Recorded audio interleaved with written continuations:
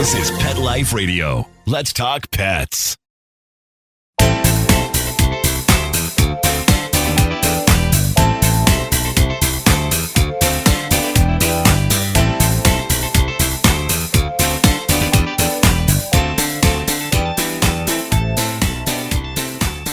Welcome to Covered in Pet Hair, a boozy web show for pet lovers on Pet Life Radio. I'm your host, Isabel and today I have the pleasure of having a drink and a chat with a lady that likes to wear, wag, and repeat. I'll tell you all about her and introduce you as soon as we come back from these messages from our sponsors. How many of you have pets? My hand's raised. Now think about how lucky you are to have such a sweet little pet in your life, and that pet is lucky to have you too. But unfortunately, there are countless pets out there that don't have a home to call their own. However, Bob's from Skechers is trying to change that. So we developed Bob's for dogs and cats to help pets in need. With every purchase of adorable Bob's footwear or fun, stylish apparel, or even the cutest Bob's pet accessories, Skechers makes a donation to Petco Love to help save shelter pets. And with your help, we've already saved the lives of over 1 million pets and raised over $7 million. So while you're getting style and comfort with features like Skechers' famous memory foam cushioning, you're also helping to save an adorable pet in need and helping another lucky owner be connected with a future best friend and companion, because happiness is having a loving pet by your side. Find Bob's at a Skechers store, Skechers.com, select Petco locations, or wherever stylish footwear is sold. Let's Talk Pets on PetLifeRadio.com.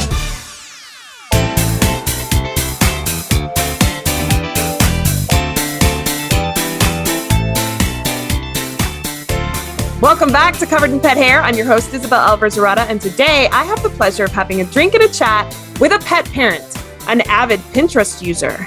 She's an Instagram influencer, the winner of the Blog Paw's Best Blog Design Award. She's a photographer, an author, a researcher, and entrepreneur. She's an adventure seeker, a road tripper, a coffee lover, and a fitness fanatic. She was born and raised in Pittsburgh, Pennsylvania. She's dog mom to senior labs Bert and Lucy. She's a stickler for rewarding dogs for a job well done. She's founder of the award-winning dog lifestyle blog, Wear Wag Repeat. Her name is Tori Mistick. Welcome, Tori. It's so good to have you on the show. Hello. Oh my gosh. Sounds like I do a lot of things. You do? I didn't even mention your coaching or your love of rescue. Like, come on, you do so much. It's true. I'm guilty. Guilty as charged. Well, you are a very accomplished woman, and we're going to talk about that. But first, I want to introduce our drinking game. Anybody participating in our drinking game today, anytime you hear this word, the secret word is wag. Make sure you take a drink of whatever you're enjoying, but please be of age wherever you're joining us from. Please never drink and drive, and always drink responsibly. So please tell me, Tori, what are you drinking today? Tonight, I have a little rosé. It's Friday Very night, nice. So why not? Absolutely. Well, I'm kind of in the same color family. I'm having a blackberry limoncello martini. So cheers to you for being on the show. Cheers. That looks delicious. It actually really is. I had blackberry simple syrup, and I wanted to make something with it. So I kind of whipped it up. It's got 3 ingredients: vodka, limoncello, and blackberry simple syrup. So pretty easy. Shake it up in my glass. And it's delicious, actually. I'm getting better at these make up your cocktail things. I kind of wish I had some fresh lemon juice for it. That's the only thing, but I didn't have any fresh lemons. Oh, well. It sounds like a really good combo. I mean, you can't go wrong. You know, you can't go wrong with vodka and a little simple syrup. Something boozy, something sweet. Perfect. Well, as I said, you're a very accomplished woman, and we all know that women run the world. So I want to introduce our first game today, which is called Who Run the World? Because in your world, dogs run the world and women run the world, right? Yeah, it's a dynamic duo, if you will. Yeah. Yes, absolutely. So in this case, I'm going to give you kind of a story of an accomplished individual. And I use the word individual because you're going to tell me if that individual is of the human female variety or of the canine variety. Okay. Are you ready to play? Yeah, I'm curious what these stories are, but let's do it. All right. So these are accomplishments, and you're just going to have to tell me. I think you're going to get them right. I mean, these are pretty, especially some of them are very obvious. All right. Here we go. This individual set many aviation records and became the first blank to receive the Distinguished Flying Cross. A 10-minute flight in 1920 forged this individual's passion for flying. I'm going to say that was a woman. It was Amelia Earhart. Very good. All right, this next one, this individual halted a national broadcast baseball game by dashing into the field and performing stunts in front of an astonished audience. I'm going to go out on a limb and say that was a canine. It was a canine by the name of Ashley, and she was a whippet. Oh, not an All Italian right. greyhound. Not to be confused. No, not to be confused with an Italian greyhound. Exactly. Whippets are totally different dogs, even though they are brindle and beautiful, just like many greyhounds. All right. This individual refused to give up her seat on a bus to a white man in Montgomery, Alabama. This sparked the Montgomery bus boycott, which lasted 381 days until segregation on buses ended. I would say that's a woman named Rosa Parks. That is right. It certainly was a woman. And here we go. Last one. After getting lost on a family vacation, this individual was the first to travel 2,500 miles by foot to get home to their family. Oh, a dog. That was definitely a dog. His name was Bobby, and this memorable journey earned him the new nickname after he returned home of Bobby the Wonder Dog. So very good job. You see, I told you these were going to be very, very easy because honestly, it was really hard for me to find something that wouldn't be obviously canine or obviously female because everything was like... Now that I know what the game was, I can't really think of very many examples, but... You told me before we started recording that you have a lot of stories of accomplished women. What's your favorite? Well, I was thinking about like women and dog duos. And if you were looking for like famous women and dogs, my personal fictional favorite would be Elle Woods and Bruiser. I mean, yes, they took over Harvard. They solved cases. I mean, it's an amazing duo. Yes. And then in terms of a real life duo that also inspired a movie, I think her name is Megan, and she was the Marine. I think she was a Marine. She was in the armed forces, and she had her German Shepherd, and they were overseas, and she ended up bringing him home. There's a whole movie made about them, and I forget what it's called, but it was really, really good movie. I remember it because it came out around the same time as Wonder Woman, and someone was asking me if I was going to see the Wonder Woman movie. And I said, yeah, but it's the real life Wonder Woman. Oh, how cool. You know what's funny? I printed out all of these stories of accomplished canines.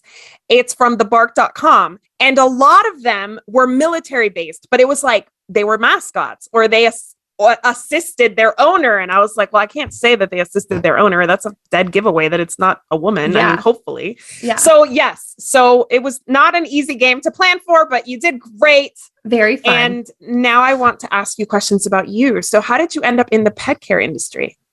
Well, I have my own podcast where I've interviewed over 180, I think, women at this point. And hearing everyone's stories, they're always like, oh, you know, as a kid, my mom did this, or we joined this club about dogs or whatever. And I didn't really get to do any of that, which is fine. I still had a lovely childhood, but just different focus. It wasn't dog centered like a lot of people's were. And so I just kind of got into this by accident. And I've had dogs now at this point for about 20 years. So even though we didn't have them when we were little kids growing up, I've had dogs for about 20 years. And I also had blogs before and I did marketing before, but it kind of all has been combined in the recent years in a really wonderful way. So I started my blog about 8 years ago as just a hobby to document my love of style and dogs. And that's why I called it Wear Wag Repeat. The tagline originally was, I wear it, they wag it, and then we repeat. Oh, so cute. And so it was just kind of a creative outlet. I was doing social media consulting and management for other companies at the time. And I just wanted to have my own thing to work on. And so that's how it got started. But then as I got better at social media marketing and was growing all of their platforms, I was like, wait a minute, I should put some effort into my own stuff. And that's how I started growing my Instagram account and Pinterest and all of those kinds of things. And now I run my blog where I do a lot of content and posts for pet parents, but I also help women in the pet industry with their online marketing. So I've been really lucky to be able to kind of combine it all together into this really fun kind of made up career that I've invented. A lot of us invent careers here in the pet industry. I actually wanted to ask you why it is that you decided to focus on women specifically and not just pet lovers in general. Well, I think it's important that we all do something to dismantle the patriarchy. Yes. And this is my small part. So in my small little corner of the internet, I really only amplify women's voices. I do work with male run companies, and I have a lot of men and guys who follow me, and I love them and they're wonderful. But I just think it's really important to amplify women's voices because by sharing our stories, we're showing other women what the possibilities are, that they too could work with pets or follow whatever dream it is that they have, even if it's not pet related. I think that there's still a long way to go to quote unquote equality. And so this is my part. Hey, all right, let's toast to that. Yeah. So women and their dogs. And their dogs. All right. So I have a question about women in general and why they are attracted to the pet industry. Do you have an idea of what it is that makes women like you and I kind of pursue the pet industry professionally? Yeah, absolutely. So I think that working in the pet industry requires a huge heart and a lot of compassion. And I think that, we love our dogs so much that it really kind of seeps into everything that we do in our businesses. And so even if it's not something that's going to benefit your dog, but it's something that'll benefit someone else's dog, I just feel like women are eager to do that and kind of yearn to share that compassion with others. And not that men don't. There are a lot of men who are really wonderful. Don't get me wrong. But I think it's a really special opportunity for women to kind of do heart-centered businesses that really are about the amazing bond that we have with our dogs. Absolutely. Yeah. This is not a bash men thing. This is just her specialty. So we're talking about women because that's what she specializes in. And it's not about men at all. It's just, that's where your heart lies, right? That's where your kind of purpose has taken you. Yeah. Yeah. And it's very fulfilling to me. And I know that I can impact a lot of lives when I focus on this little niche. I think that if I were to try and speak to everyone, to speak to all genders and to all pets, it would kind of get diluted. And so by focusing just on women and their dogs as my main focus, of course, I have men on, I have cat lovers on in part of my world online. But by focusing specifically, I think it gets more targeted and it's more impactful. I love that. That's absolutely true. So tell me what kind of help you offer women, just so for my information, maybe I'll book you for something. Yeah, I would love that. So one of my favorite things that I just introduced this year is the Wear Wag Repeat Society. And it is a monthly membership program. And it's for women in the pet industry who are business owners or bloggers or influencers, or maybe you have like a side gig, or maybe you have lots of employees. Pretty much anywhere that you are in your journey, you're welcome here. And it's nice because you not only get guidance and lessons from me. Every month I come up with a different kind of online marketing inspired lesson. So we might talk about email marketing or Pinterest or affiliate marketing or all kind of different topics, but you also get this community. And so you get other people who kind of just like get it. And I'm sure it's just different talking to people who are on your same wavelength, who love pets and who love business. It's different talking to people like us versus like other people who don't get it. Oh yeah. One of my most recent interviews was with a pet sitter who graduated college with a business degree and started a pet care business. And everybody was like, you're wasting your life. So a lot of people don't get it. Yeah. And we don't have time for that, So we have this Facebook group community. And then also I host the lessons in a platform called Teachable. So If you're not into Facebook, you can also be on Teachable and be part of the community. And it's really great. And I love hearing from all the women who are in there. And there are a few guys who are members. I say, if you're an ally to women, you can be a part of it. And so we welcome them as well. And I hear from people just how great it is to know that other people like them. They can ask them questions, they can cheer them on, they can support each other. So you're learning, you're making friends. It's my favorite thing that I do now. Oh, that's so awesome. Okay, well, there's another thing that you're really passionate about that I want to talk about. But first, we got to take a break, hear from our sponsors, and we will be right back. Take a bite out of your competition. Advertise your business with an ad in Pet Life Radio podcasts and radio shows. There is no other pet-related media that is as large and reaches more pet parents and pet lovers than Pet Life Radio. With over 7 million monthly listeners, Pet Life Radio podcasts are available on all major podcast platforms, and our live radio stream goes out to over 250 million subscribers on iHeartRadio, Odyssey, TuneIn, Stitcher, and other streaming apps. For more information on how you can advertise on the #1 pet podcast and radio network, visit PetLifeRadio.com/advertise today. Let's talk pets Let's talk pets on Pet Life Radio. Pet Life Radio. PetLifeRadio.com.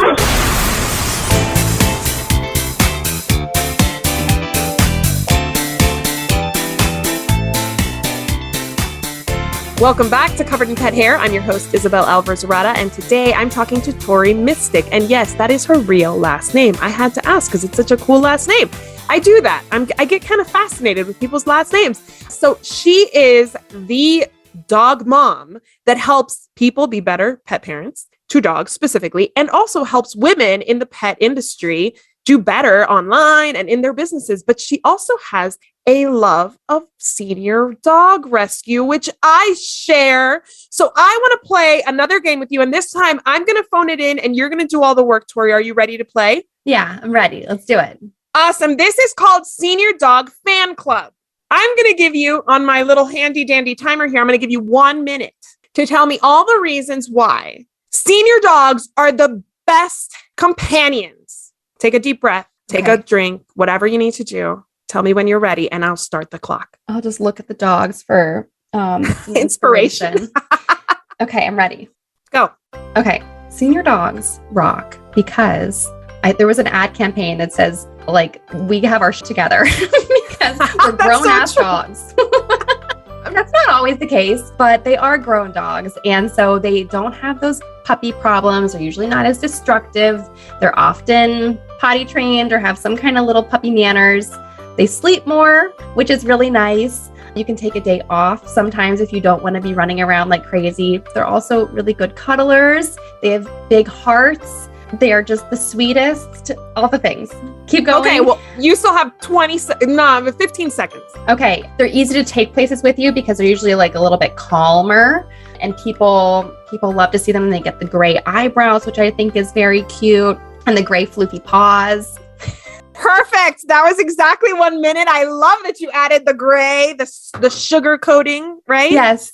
I love that so much. One thing that you didn't say that I always say is that they're more intuitive. Like they kind of know what you want because they've been there, done that, and they've gotten in trouble for like not doing what you wanted. So they kind of eventually picked up on it. And even if you're new to them, they're not new to humans at like 8, 9. So they can pick up on your energy more than puppies who are like, puppies don't know how to read the room. When I think of a puppy, I just think in their brain, there's like fireworks going off all the time. And because like they just are like, oh my God, the world, everything. So yeah, senior you know what?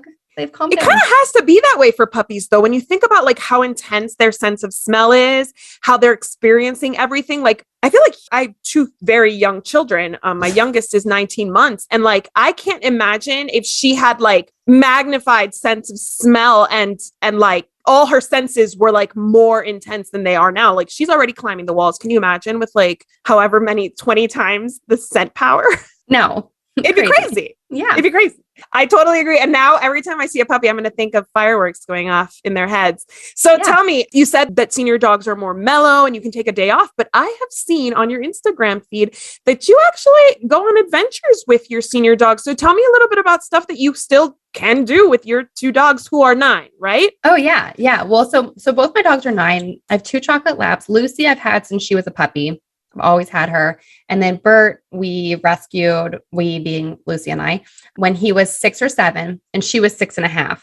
So I've decided they're the same age, give or take. Yes. Perfect. And I gave him her birthday, as a matter of fact, because it makes life easier at the vet and everything to keep track of it. Practical. So, you're practical lady. I like that. So they're the same age. And we do all kinds of things, especially in the past year, we've done a lot of road trips, and I live in Pittsburgh. So it's about 3 hours down to West Virginia. And we've gone down there a lot. We go on hikes, they ride in the car, but they can sit outside at night when you make a fire and be chill. So it's like a good balance. My dog, Lucy, her favorite thing is paddleboarding. And we were just doing that this afternoon. She loves anything water related. And it's funny you say that, I still do stuff, because I was looking at her today, because she likes to lie down on the board. She does jump in the water and she does get up and move around, but she does kind of get into a mood and just lies down on it. And I was thinking we can do this until she's 15, God willing, because if you're just lying there, we could do this forever. So that's something we love to do. And then Bert, he's my rescue. I've only had him for about 3 years, right? Am I doing the math right? 2 years? I don't know. And just this year, I got him into a new dog sport called barn hunt that neither of us had ever done before.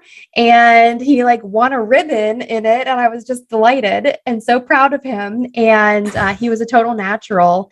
And it was really cool because, he was a dog who was on death row, and now he's doing new sports in his golden years. So cool. Okay. So what is barn hunt? Well, barn hunt.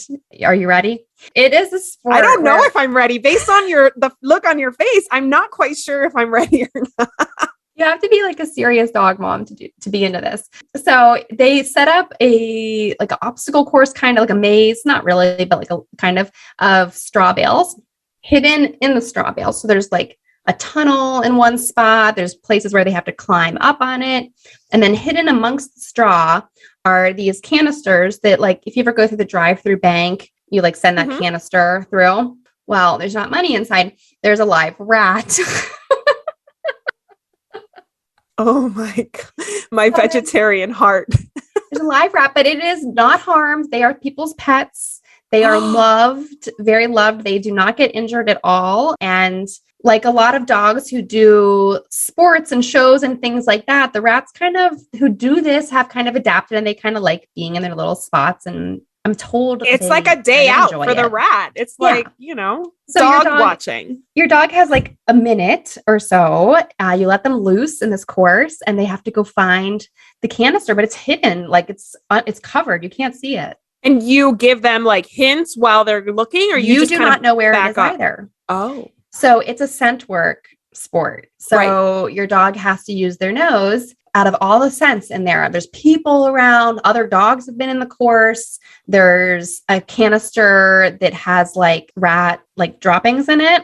So there's all these distractions, and they have to find the right one. And Bert found his first one in 19 seconds. Wow. Yay, Bert. Good job. That's amazing. After we tried that, and I grew up in the city. This is so not something I would do. And telling people about it, I always get a big reaction oh my God, I can't believe you do that. But seeing Bert do it, he's so in his element. And I just, now that we've done it, I encourage strangers I meet in the dog park. I'm have you ever done this sport? Or have you ever done agility? Or have you ever done this? Because just doing these kind of organized activities with your dog is just so fun. And it's great bonding. And it's fun to see them having such a blast. That is so cool. And I think scent work is so important. And I had a guest on the show back in season 1 ages ago who said that not giving scent work to a dog is like taking dance from a dancer. Like that's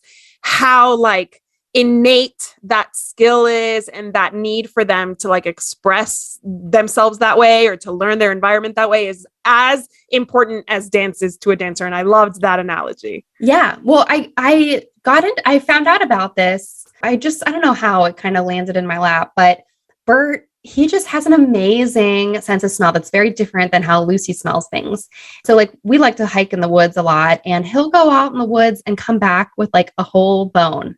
And he just finds things. He finds things that walking Lucy for 9 years, she would never find. So when I found out about this, I was like, I think he would be good at it. And we didn't even have an opportunity to practice. We just went straight to a trial, and he just did amazing. That is so very cool. So hopefully you can give me some resources so I can put them in the description where people might find out more about it. A blog post all about it. Oh, cool. Perfect. I'll share your blog post so people can learn more about it. But also, before I start asking you more about you and to tell us everything about you, I have a last question. And I feel like you mentioned that you're a big fan of Elle Woods and Bruiser Woods. So I want you to put your attorney hat on, and I need you to win this case for me. Okay. Okay. Does it involve ammonium thioglycolate? No, it does not. And endorphins or anything. Fans. Okay. No, and none of these endorphins from fitness and all those things that she has to fight about, or, what is it? Reckless abandonment? Yes. Something. Yeah. All right. Okay. Counselor, I am ready. Perfect. Okay. I want you to convince somebody, a judge, that says that they would only ever adopt a puppy. Win this case. Why should they consider something else? Well, I actually had this conversation with one of my friends because his kids wanted to get a dog, but he was envisioning, because his kids are, at the time, they were like 10, 12 kind of. And he was like, I'm going to get stuck with this dog. They're all going to go off to college and they're going to leave me, and I'm going to have this dog. And so, not to be morbid, but if you were to rescue an older dog, it's less of a time commitment. And I know that's probably not the most popular argument for this, but it is an argument. It's a good reason. And I think especially for people with kids who are finally old enough to care for the dogs, to pick up the poop, to feed them and walk them and all that kind of stuff, then like your years of having the responsible kids around is kind of shrunken down. So if you rescue an adult dog, they're going to come, hopefully, usually know something, some kind of training. So you've already knocked off a huge to-do off your list. And then you don't have a 12 or 15 or 20-year commitment. You might have a 5 or 7 year commitment. I think that's an argument that people never talk about because it's a little bit morbid, but it's true. And I think it's a huge plus. Absolutely. I also think that people who've not had a puppy ever, or haven't had a puppy in a really long time, have no idea what they're getting themselves into. When Lucy was a puppy, I remember vividly, she would wake me up, and then I would go back to sleep like on her dog bed on the kitchen floor. Because it was like having a baby, and I've never had a human baby, but I have. Think it was You're like not that. wrong.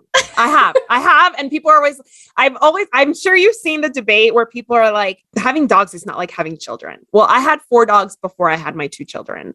Now I have 3 dogs and my 2 children.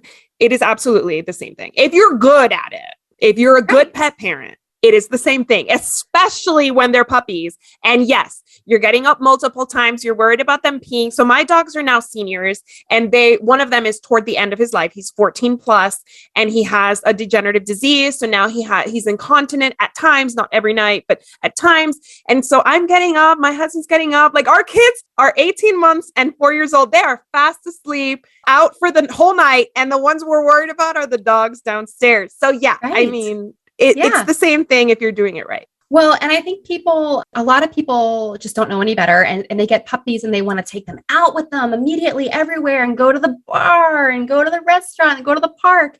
And I'm like, you can't actually take your dog anywhere until they're 4 months old and they've had all their shots. Right. With puppies, the first 4 months, well, I mean, once you get the puppy, they're usually 8 weeks, 9 weeks old. And then you're basically walking them, letting them out every 2 to 3 hours. They pee immediately after they eat, and they cannot wear diapers.